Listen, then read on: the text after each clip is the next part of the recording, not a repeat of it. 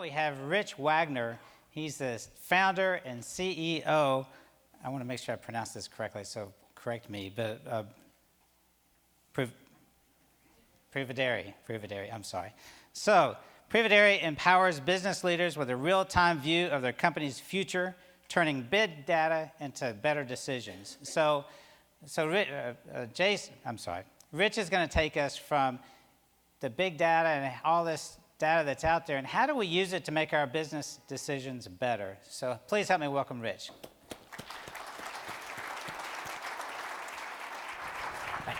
Thanks, appreciate it. Okay, so to follow up on Jason's talk, I think this really comes together extremely well in how CFOs can actually leverage some of this information, some of this changing conditions in the world to actually make better decisions, right? Increase business results and business performance.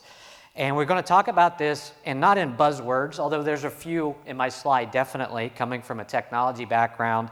But I worked with the CFO that actually gave me this idea and this concept for what we call economic intelligence, right? So you know what business intelligence is? Almost every company has that, has a system that collects and analyzes internal historical data, right? That doesn't do a lot of good for forward-looking decisions. What we say CFOs need and what they're looking for is really economic intelligence in addition to that business intelligence. So we're going to talk about how to apply economic intelligence, give you some case studies, and then we can answer some questions in the end as well. But before we start, I'll talk a little bit about the company's name, right? Prevedere. Anybody that doesn't work for me here know what Prevedere means?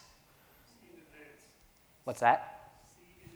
It's an Italian verb, yes, that means to forecast or to foresee, right? That's really what we do for companies. That's what you can do with this economic intelligence, and it's getting more important, right? As we talk about our world, changes are happening faster, and with more volatility than ever before, makes CFOs' jobs much harder, right? Every day there's something new. Something's changed, maybe here, maybe in a different country. There could be tariff implications. All these things are changing very quickly. Economies are changing quickly. Consumers are changing more rapidly than they have before. The way they shop, where they shop, whether they get cars, cereal.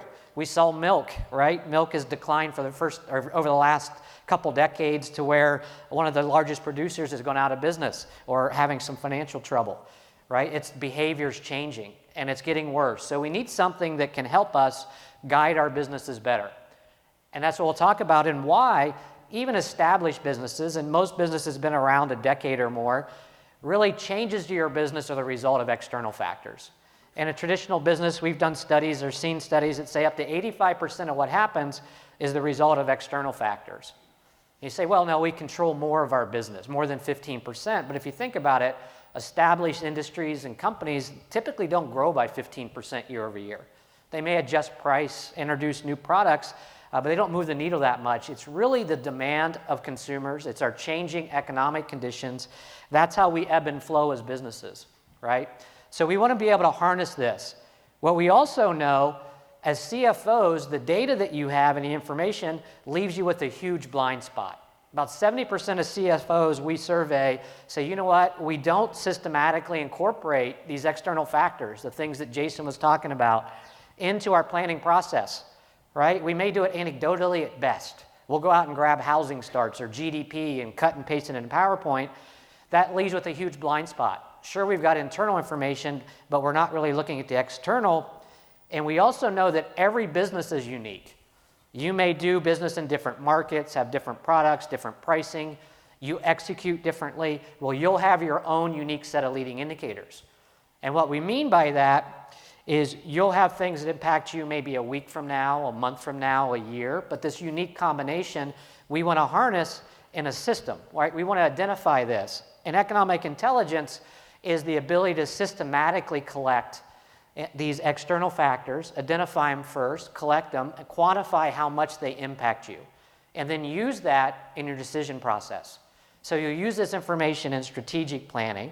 You'll use this information in quarterly operating plans and annual, but also in your S&OP meetings in manufacturing companies or CPG or retail. every decision you make can be improved by having more of the right data. And that's really what we do. This is now possible because three things came together.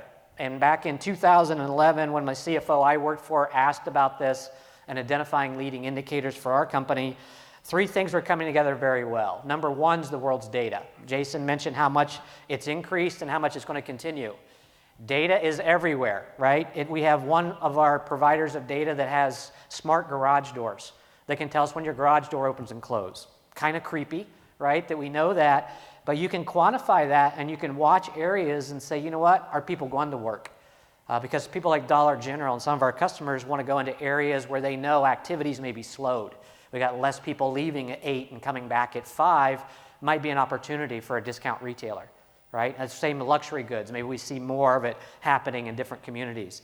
But to harness that, you can't do it with a human, right? We don't have enough people that can sit and calculate the billions of data series that are out there and truly identify it for you guys in a timely manner. But today you do. If we could take what's in Jason's head and other economists and industry experts in yours, your knowledge about your business, combine that with machine learning, well, we actually can parse that data. And how we can do it and why we can do it is really the advance of powerful cloud computing, right? We can harness it. Not only is it powerful and scalable, but it's affordable, right? We've known for decades that econometric modeling is the most accurate way to forecast business. Harvard Business Review did a study in 1971. But back then, the cost to do econometric modeling, collect external data, quantify how it impacts you, was extremely expensive because it was done on mainframe computers. Well, today you can do it for pennies on a dollar, right? You can actually collect this data, you can run calculations and get information back in minutes to present to decision makers like yourselves during those planning meetings. So those three things came together. That's really how we were developed. And it really comes to this. Our ability to predict the future of our business is really by looking at causal factors. Are there some things that actually cause increases or changes? I like to look at this, but also think about not just causal. We want signals or clues that our business is going to go up or down, right? They're just as important. And what those come from, the future or forward-looking, are things we know, like we know a customer is going to do a major order. We know there's a supply constraint in the system, or we're going to do a promotion. That's pretty near term. We may only see the first few months, and a lot of companies then are blind to external events and macro events that happen that really change demand or maybe turn a business cycle, right? So those are more macroeconomic. So not only economic data, but consumer behavior data, IoT data, weather data, online activity. If we can collect all that, we'll see much further in the future, and we'll get away from just looking at this lagging and historical to predict future results, right? So we want to identify those leading indicators, quantify the right set. To parse that information again, we need an army of economists and data scientists in a box. That's really what machine learning is. If we can build some algorithms and think the way Jason thinks, then we can actually harness and we can find what's our set of leading indicators for this specific product and this specific market, right? And you'll have to do that for different areas of your business. CFOs should start with the very top of their business. What drives total revenue, total sales or demand, down into business units and divisions and segments, and then get more granular, right? We've got lots of products, lots of markets. We have lots of models we'll have to build. The only way we can do that and maintain them is really through machine learning, right? It's through things that understand how to do math very quickly, but also can categorize data that's relevant to my industry or my business. I'm going to give you 3 case studies next, and we can talk a little bit more detail if there's questions about these. But these are 3 different businesses that are leveraging external data to make smarter decisions or predict profits and results. The first one is a leading cosmetic retailer. Came to us and said, you know, we know there are external factors that affect demand. We want to take a look at it. Although their business was growing quite rapidly. One product line specifically was growing about 20% year over year, right? That's great growth. And it's a brick and mortar retailer that hadn't happened or doesn't happen that often that somebody like that can grow that fast. But what they did is they went into their planning process, said, okay, we're growing at 20%. Well, what do you think they said for next year? 20%. Right? Nobody's going to come in and say, CEO, CFO, board, or investors, or are actually going to do less. Nobody does that. So they set this target, but they also took a look at an econometric model. This model saw that their demographic for this specific product line was 18 to 34-year-old females, household income less than 50K. Well, that group was actually starting to get squeezed. Real average hourly earnings, although going up for others, was flat for this group. Consumer prices were going up. The cost of insurance, the cost of gas, and normal things. So they were getting squeezed. The other thing that leading indicators told us is that actually that demographic was starting to shop online more, as well as at drugstores through retail POS data for cosmetics. They were moving away from brick and mortar, right? So by able to harness that data, they had a model that said it wasn't 20%. It was actually about 8% growth. But online was an attractive option. So this smart CEO said, we're going to double down on online. We're going to invest there. We're going to have a contingency plan for this 20%. What if we start to see that, no, it's only about 8% in quarter one. What do we do different? Let's get some promotions ready, right? Let's think about pricing. Let's think about staffing and inventory decisions, right? So here was an example of a $300 million top-line revenue miss that was coming that you could see ahead of time and you could build contingent plans for. Not that you had to say, okay, we're not doing 20, but at least you knew ahead of time there's some market risk here, and we've got to take action because we don't like what we're seeing to protect that profit. That's one case. Let's take a look at a second one. Global manufacturer said, hey, we've invented a new product, goes into the energy space. It's killing it in the market. It was growing quite rapidly, $100 million EBITDA in this private equity held business, a separate standalone business unit. The private equity owners here in New York said, hey, should we sell that? It's a good time to sell, right, when things are going up. The business leader said, no, we're looking at well drills, horizontal and vertical, and they're telling us we're going to kill it again next year. We want to keep this business.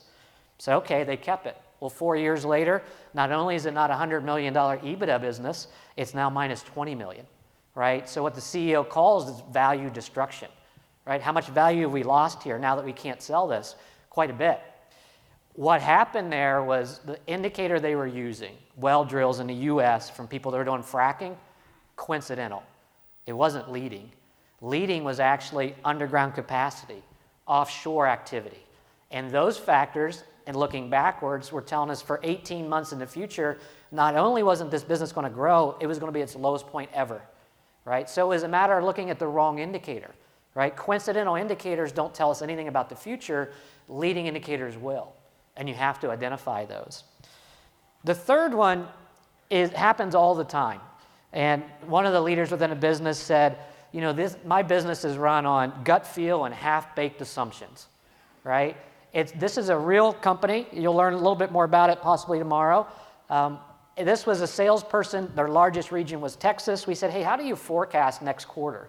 He goes, well, I got to tell you, I've been doing this for years, and nobody can do it better than me. If my knees hurt, it's going to rain, and then our business is going to be less. I'm going to sell less doors and windows. We said, that's pretty interesting, but let's test that. Let's grab weather data. Let's take a look at it. And what we found is, and it makes sense now, is no, that's not a leading indicator. There wasn't any correlation there at all. And why? Doors and windows are put into construction when there's already a roof, right? So that's when people are depleting their stock, their distributors, is when it's raining, they're actually putting more windows in and somebody's probably ordering more. So this assumption he had may have worked a few times. He also said, if it's not my knees, I'll just look at my pond in my backyard, and if it's a little bit higher, you know, then I know we're going to have a slow quarter. So now what they've went and said, okay, now we can actually quantify things. It does weather matter. It does in a lot of industries. And that's part of the picture, but there's also other things going on. There's an architectural billing index, right? It's a 6-month leading indicator of what architects are actually planning their projects. We have that information. We can use that. We can see construction in certain industries and how much construction is complete and how much is not complete. And we can harness that data and actually run our business on really more fact-based decisions, more unbiased data, right? We don't want sales and marketing's lens, this unbridled sales optimism or sandbagging. We want some fact-based data to be part of the process.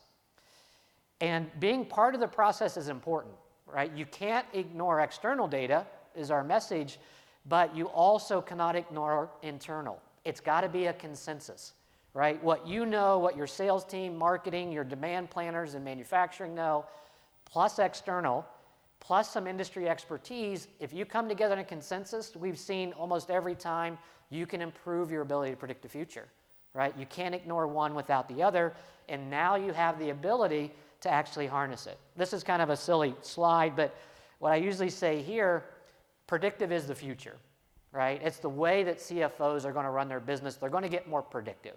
Predictive analytics is going to be more accurate because it's going to be more fact-based. But you can't look at it just one time, right? These consulting projects we've all done, as I worked in a large manufacturer about 14 years, you know, sometimes we come in and say, take a look at this market. Internally, take a look at the gas price and tell us how it's going to impact EBITDA. Those projects take too long. The world changes faster than that. By the time we're done looking at wind energy, well, demand's changed in China, right? Or demand's changed in Europe, and we started building a plant. You know, we had a $100 million working capital because we thought that industry, after a 6-month study, it's the right industry. Well, in that 6 months, we didn't pay attention to leading indicators that actually declined, and it wasn't the right. So what we're saying is there are 3 things that you have to do to really make this an automated, systematic, and repeatable process. Every time you meet with your teams and do planning, you need to have this information. But to do it, you have to first identify your external leading indicators, right? What are they for our business today? Then you have to quantify. If we found a 3-month, a 6-month, a 18-month combination of factors, if they go up by 10%, what happens to my results, right? Once you do that, you can start making better decisions. And this is a repeatable cycle, right? This is an ongoing and always on thing, identifying and quantifying. The world changes. Our leading indicators may change. But if we're watching them, we know we can mitigate risk, right? Big factor. Number 1 reason CFOs lose their job, aside from, or CEOs as well, aside from fraud, they didn't see something coming. They've missed their forecast. Maybe they said the market was up when actually it was down, right? Even directionally is important. It's the number 1 risk, but if you can actually quantify these external, use those to mitigate risk, you can also use those to identify market opportunity, right? Maybe we want to look at an adjacent industry. Maybe we want to look at a different country. Well, how do we do that if we're not there, right? We want to collect some fact-based data. Right? We don't want to just rely on some of the government statistics on China. We want to watch consumers in China, and we can do that. We can see what they're spending at the largest bank in Asia. They'll provide that. And when they do, studies show that companies that leverage leading and predictive and big data and leading indicators and predictive altogether see an increase in revenue, top line about 8%, while decreasing cost. Cost is an easy one, especially in manufacturing and CPG and retail. Inventory cost you, right? Excess and obsolete, tactical hard dollars, but it's also every decision you make, right? A CEO and CFO make major decisions. They're based on their view of the future. And if you get it wrong, it's a huge snowball effect. You overstaff, price wrong, you don't optimize marketing, right? All those are things you can capitalize on. You may go into markets at the wrong time, right? So that's what we're trying to do is enable the CFO as a byproduct of this to be really a strategic part of the business, a strategic partner. What we've seen when we go in and provide this economic insight, CFOs then work with sales, they work with marketing, they work with demand planners and say, okay, I see what you're saying as far as the demand that's upcoming or your forecast, but let me bring some other information to the table that says the market's not here, right? So you can start educating them.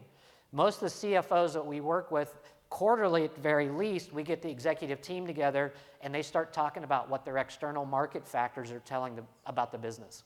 What's coming next? What are your headwinds and tailwinds? This also helps before investor relation calls, right? Because we get on calls with analysts, and analysts may say, well, you're this kind of industry, here's what we expect out of you. Well, now you're armed with information to say, wait, we're a little bit different. You know, we watch things like architectural billing index, right? This specific metric in construction or housing. And this works across industries. It's not just your traditional manufacturing, CPG, retail, technology groups, but financial services. Very important. What products do we offer our consumers or commercial? You know, are people doing refis or auto loans? You can predict that demand very well.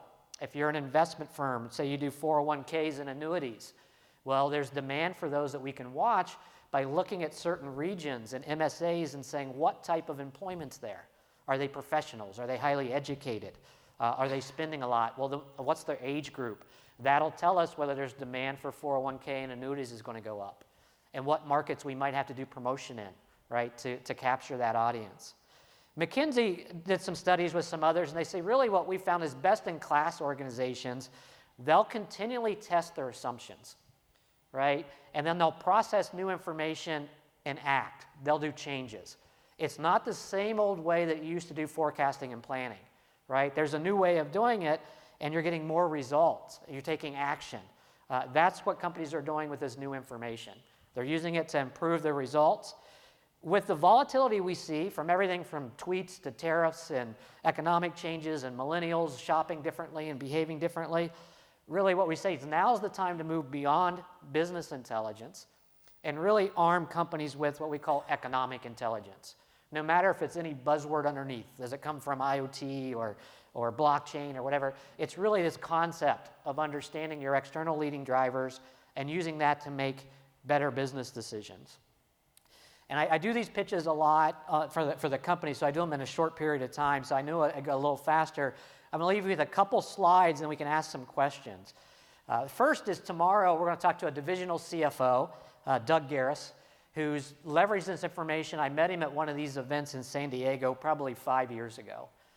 Very smart CFO that says, you know what, we've got to get better. It's where the "my knees hurt" quote came up, was working with Doug. So we're going to do a deep dive tomorrow, 12:10, 12:15. We're out here also, but I'm going to leave you with something tangible. This is what I think every CFO needs, no matter where you do it or what tool you use. But number one is an economic baseline. That's leveraging these leading external. Can I look at my total business and build an economic baseline forecast? And then I want to compare that to my plan, right? My plan may be made from a target that the board has set. Or sales may say, okay, here's my, I'm going to kill it next year, and I'm going to meet quota, here's my plan. If you are armed with an economic baseline, you can see gaps, right? Okay, that's our plan, but we know in quarter one here, there's a gap between this blue line and this red line, and we can quantify how much is that risk. Then you can decide to take action, right? The second thing, and what machine learning does for us, is it never gets sick. It never takes a day off, right? It's not like an employee. It's something that is there all the time. You can actually use it to build a real-time economic risk report in your organization. What we mean by that is every day something changes. Gas price, weather, economic news. These models can immediately change. It's not taking a data scientist and manually rebuilding your model, right? You know the components. If one of those components change, we can actually alert through BI tools or other things and say, you know what, Mr. CFO, we now see there's a risk for China coming in quarter four. We see automotive slowing down in China in February of this year, whereas most companies didn't, right? And we can say, now we need to do something about it. So we work with large chemical and plastics manufacturers and say, you know what, you missed the signal. If they would have this always on report, as soon as consumers slow down spending on luxury goods, and automotive specifically in China, they would have known, you know, that market's softening. What are we going to do about it? Right, so there's a couple things. We can show you more about that, of course, tomorrow, but the concept's the same no matter how you do it. Take smart people and knowledge that people like Jason has, take advantage of this data, leverage and harness this cost-effective way of doing it and machine learning and cloud computing to enable yourself to be more of a strategic partner of the business, maximizing profits, kind of reducing cost, and it's something that's possible today, right? And it's actually happening. Lots of companies are doing this. We work with probably about 100 different companies across industries. Every industry is impacted by external, and we've got an ability to take a look at that now with technology. From that, we've got about 5 minutes left here. We'll see if there are any questions we can answer. Thank you. Thanks, Rich. Can I ask you, do you see significant improvement in the reduction of sandbagging in the planning process when you're using, you know, not just accounting trend line? Yeah, and it's funny how companies are different. We go to one company that microphones, a leading provider, and what they said is, you know, I said, you know, a lot of times people are going to over forecast. You got all this excess inventory. They're like, no, not our guys, right? It was just their culture. Their culture was to be very conservative in their forecast. And what we would do is we'd go in and say, oh, you know what, we looked at this country and we forecast with external and we didn't think we were very good. We said we're off by 10, 20%. That's unusual with external factors. You can usually get a lot better than that, but they're in an industry that has regulation and some other things. They said, well, don't worry about that. We were off by 50%, right? They were sandbagging. So what happens is a lot of times companies will start to bring in this external lens, they won't tell their internal group for a while. They'll watch it 2, 3 quarters, typically maybe 6 months, and then they'll have a meeting and say, all right, guys, I'm tired of missing our numbers from sales. The last 6 months, you guys were under by 23%.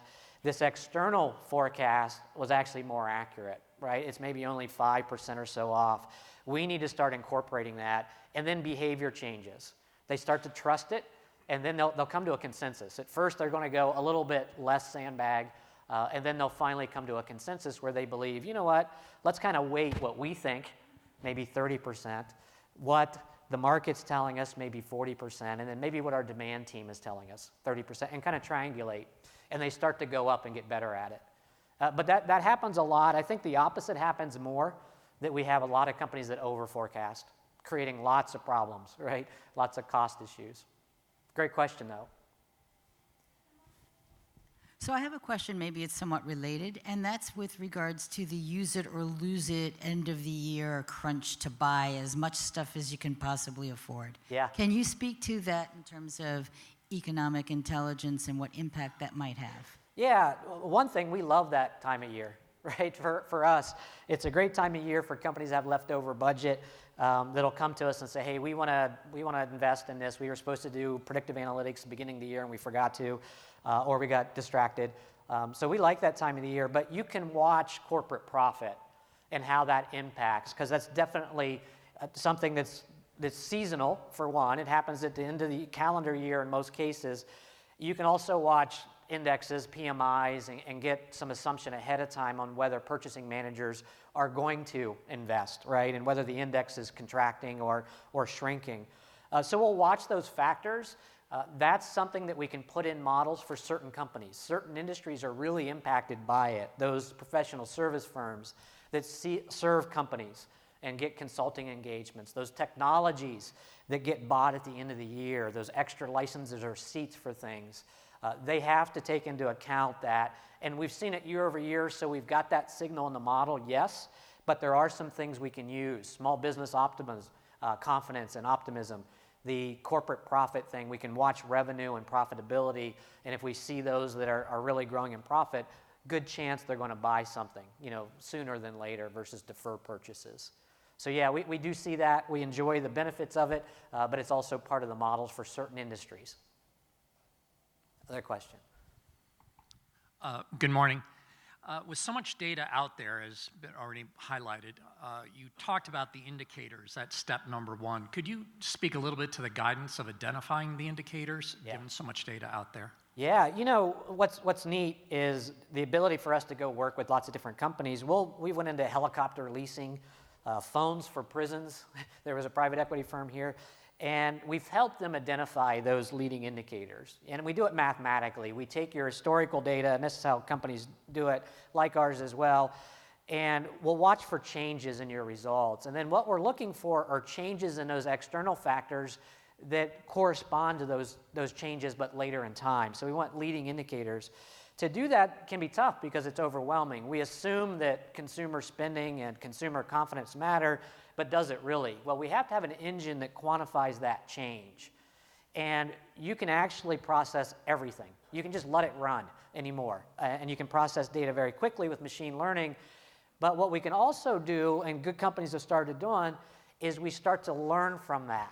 We start to classify this data that these data scientists are building in models, and we have classification engines that'll start flagging it. This is a leading indicator for construction, doors and windows, phone systems in prisons, which the number one factor there, gas price, right? When gas price went up, we saw that demand and use and phone calls went up quite a bit. And why is that demographic would get squeezed, right? And they couldn't fill up their gas tank. They weren't driving to go visit relatives, they were calling, right? So there's signals like that that you'll find and say, you know what, gas price is a good indicator. It may have been an assumption, but maybe we see that it's 2 or 3 weeks later, or maybe a paycheck or two later, that we start to see more phone calls to prisons, right? And it's actually a great leading indicator.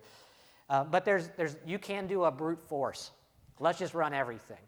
And with the right cloud computing engine, the right technology, you certainly can.